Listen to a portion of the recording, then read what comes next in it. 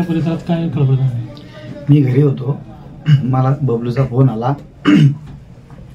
तो ने कुठे आहे म्हटलं मी घरी आहे. मग त्याच्यानंतर तो ने स्टॉपवर आहे, तू माझ्या भावाला मारणार आहे का म्हटलं नाही बाबा. म्हणजे तूही माझ्या भावाला मारणार आहे म्हटलं नाही. म्हणे तू प्रचारात पण जास्त उडत होता, तुला जास्त झालेली आहे, तुला बघतो स्टॉपवर आहे. तरी मी टाळलं. तरीचा परत फोन आला की तू स्टॉपवरच आहे. मग मी आलो.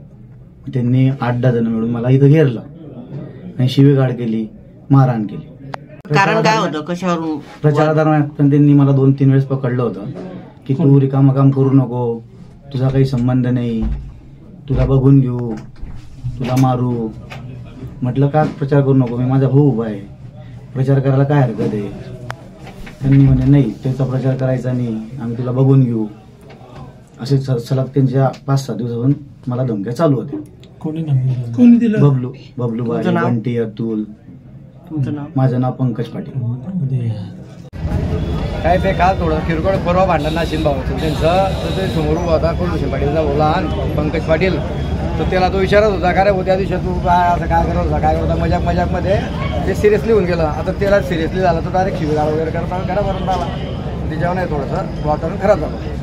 तुमचं नाव? अतुल बारीक.